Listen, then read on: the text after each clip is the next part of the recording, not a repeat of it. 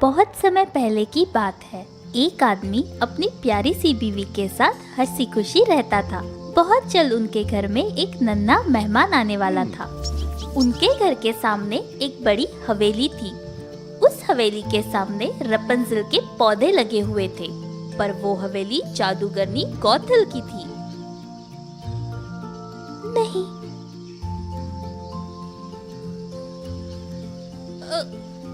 पत्नी का मन थोड़ा बेचैन हो रहा था, इसलिए वो बालकनी के पास ताजी हवा खाने आ गई।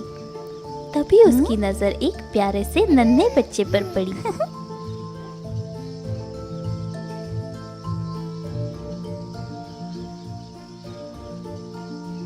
देखिए, वो बच्चा कितना प्यारा है। हाँ, वो बहुत प्यारा है।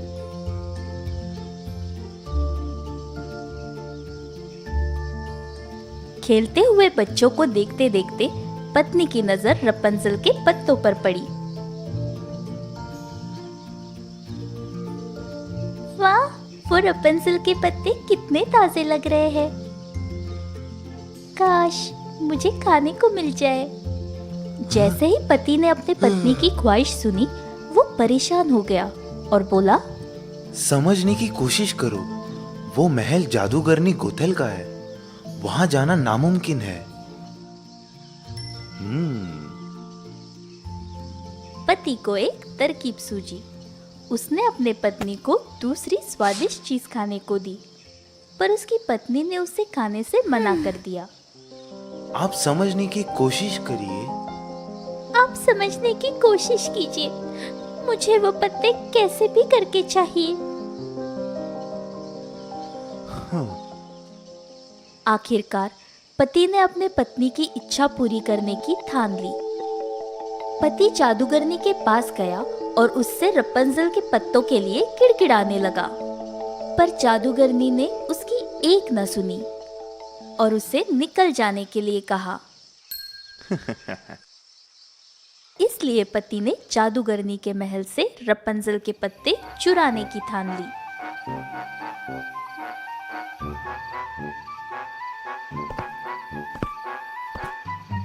आधी रात को पति उस जादूगरनी के महल में चुपके से गया और वहां से कुछ रपंजल के पत्ते चुरा लिए।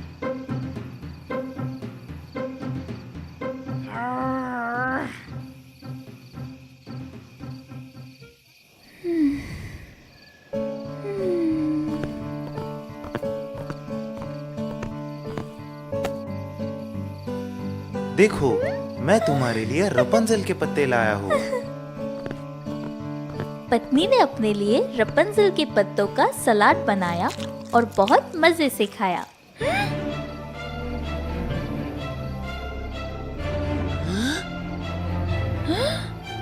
तुम्हारी हिम्मत कैसे हुई पत्ते चुराने की? मुझे माफ कर दो गौथल। मेरी पत्नी गर्भवती है और उसे इन पत्तियों को खाने की इच्छा हो रही थी।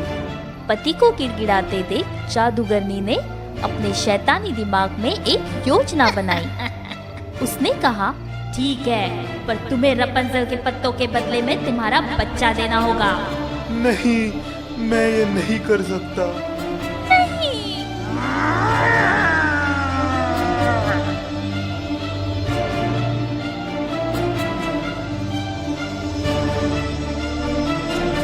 तुमने अगर अपना बच्चा नहीं दिया तो इसका परिणाम अच्छा नहीं होगा।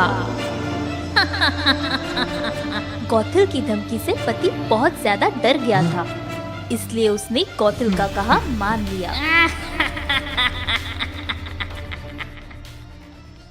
जैसे ही उनका बच्चा पैदा हुआ, दोनों ने शहर छोड़ने की कोशिश की ताकि उन्हें अपना बच्चा गौथल को ना देना पड़े। हमें इस शहर को जल्द ही छोड़ना होगा, नहीं तो जादूगरनी हमारे बच्चे को छीन लेगी।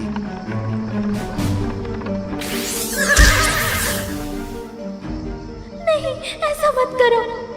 गौथल बच्चे को ध्यान से देखकर उसका नाम रखने का सोचती है। तुम्हें मैं रपंजल के नाम से पुकारूंगी, जिन पत्तियों की लालसा तुम्हारी माँ को थी। गौथल बच्चे की बहुत ही अच्छी तरीके से परवरिश करने लगी। बहुत साल बीत चुके थे। अब रपंजल गौथल की निगरानी में पल रही थी। उसके बाल घने, लंबे और सुनहरे हो गए थे।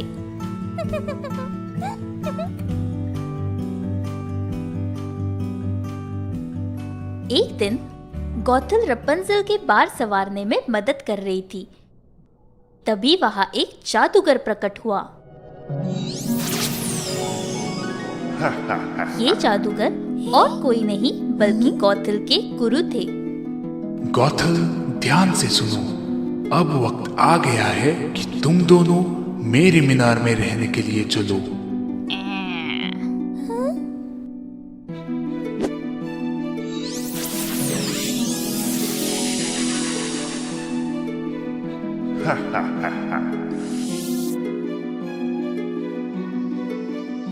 जादूगर अपने जादू से रपंजल और गौथल को एक ऊंची सी मीनार में ले गया।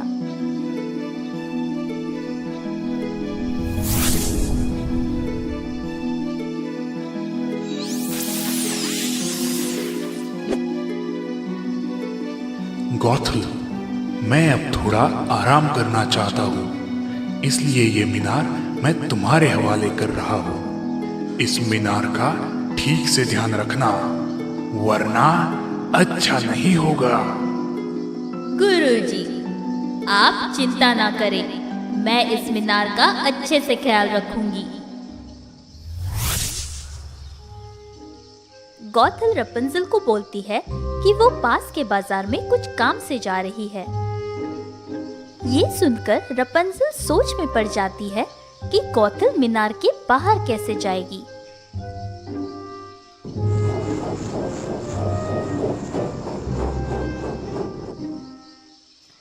रपंजल, मैं जैसे ही वापस लौटूंगी मैं तुम्हें नीचे से आवाज दूंगी। रपंजल, रपंजल, अपने बालों को नीचे छोड़ो।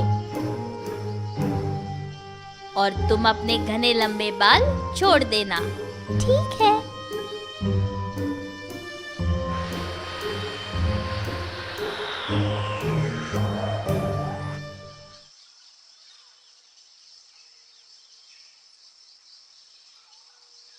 मीनार में कैद रपंजल अपना मन गाना गाकर बहलाती थी।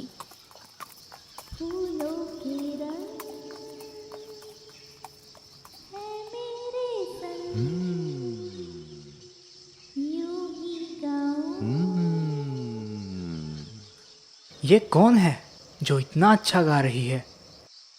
लगता है ये आवाज उस मीनार से आ रही है।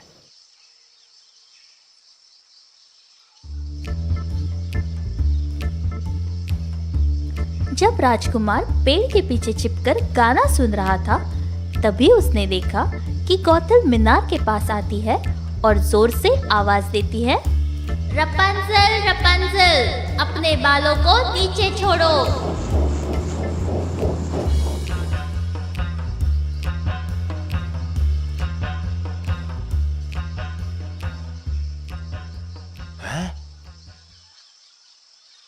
अगले दिन गौथल जब मीनार से जाती है, रपंजल अपने गाने में मग्न हो जाती है और उसी वक्त उसे एक आवाज सुनाई पड़ती है,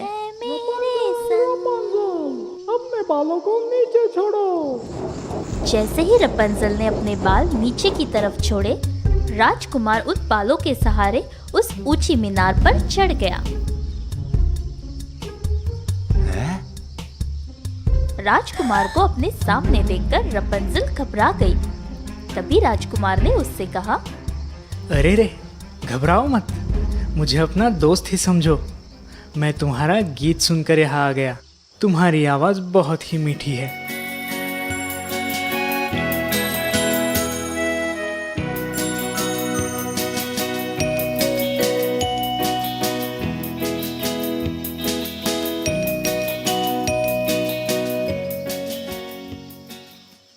सुनिए, आप इस रहस्यमय मीनार में क्यों रहती है?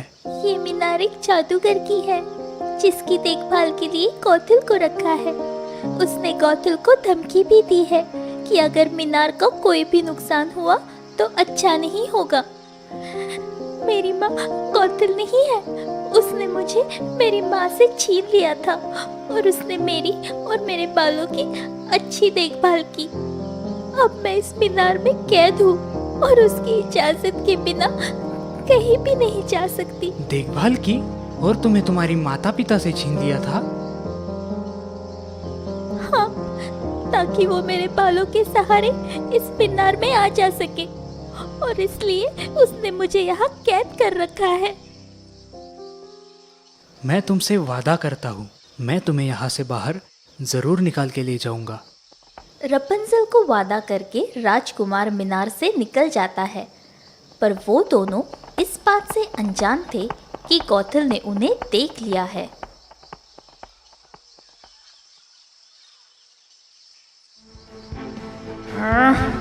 तुम्हारी इतनी जुर्रत! मैंने सोचा था कि मैं तुम्हें बाहर की दुनिया से दूर रखने में सफल हो गई हूँ, पर तुमने मुझे धोखा दिया। गौथल ने रपुंज़ल को एक वीरान से रेगिस्तान में छोड़ दिया ताकि कोई भी उसे ढूंढ ना सके। इस बात से बेखबर कि गौथल ने रपुंज़ल के साथ क्या किया है, राजकुमार रपुंज़ल को बचाने के लिए मीनार के पास आता है और आवाज देता है, रपुंज़ल, रपुंज़ल, अपने बाल नीचे छोड़ो।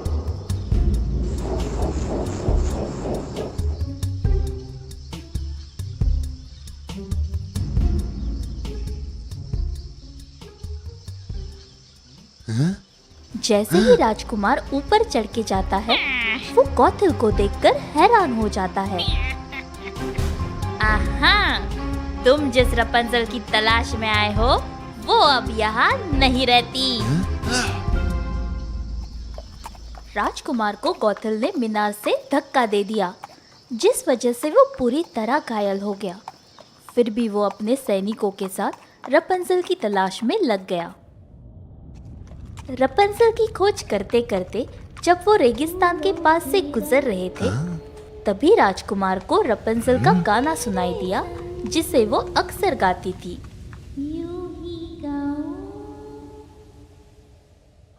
आखिरकार राजकुमार के सिपाहियों ने मीनार को तोड़ दिया, जिसका गौथल को ख्याल रखना था। रुक जाओ! गौथल ने उन्हें बहुत रोकने की कोशिश की, पर वो नाकामयाब रहे।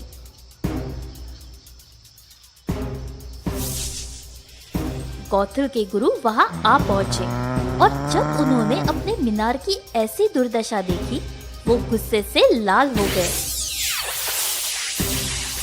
उन्होंने गौथल को दंड दिया और वहां से गायब हो गए।